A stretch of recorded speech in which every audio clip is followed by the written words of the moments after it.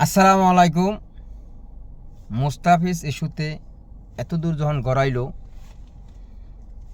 তাহলে অস্ট্রেলিয়ার মতন আমরাও এই বিশ্বকাপ খেলবো না।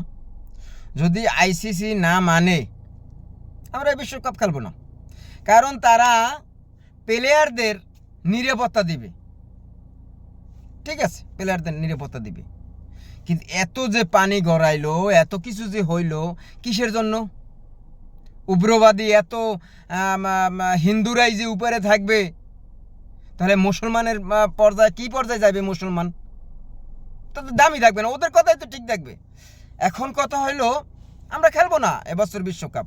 যদি এক বছর বিশ্বকাপ না খেলে কিছু আসা যায় না, কারণ অস্ট্রেলিয়া খেলে নাই বিশ্বকাপ।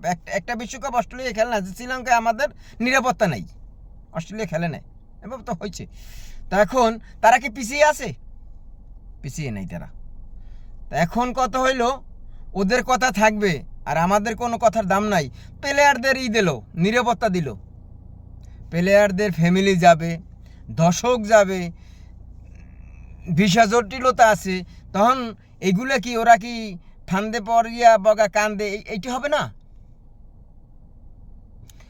বাই চান্স খেলা শেষ, দর্শকরা বোর্ডিংয়ে চলে যাবে, উঠবে ট্যাক্সি ক্যাবে। সেই ট্যাক্সি ক্যাব যে যদি শোনে বাংলাদেশি, সেই ট্যাক্সি ক্যাব যে সেই বোর্ডিংয়ে যে নেবে, এবার কোনো গ্যারান্টি আছে? নাই, সে তো এক জায়গা থেকে অন্য জায়গায় নিয়ে যাবে। চিৎকার করিয়া কোনো লাভ হবে না, হবে হবে না।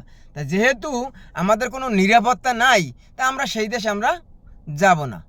মুস্তাফিজকে যখন তারা নিরাপত্তার ইস্যুতে বাদ দিতে পারছে, তাহলে আমরা এই বিশ্বকাপ খেলবো না। যদি আমরা এই বিশ্বকাপ না খেলি আমাদের তো কোনো সমস্যা নেই, হয়তো একটু আমাদের একটু খারাপ লাগলেও তারপরেও আমরা জিত। যদি আমরা আমাদের শ্রীলঙ্কা যদি দেয় খেলবো, শ্রীলঙ্কায় না দিলে আমরা খেলবো না। যদি বিসিবি যদি রাজি হয় তাহলে অনেক সমস্যা দাঁড়াবে।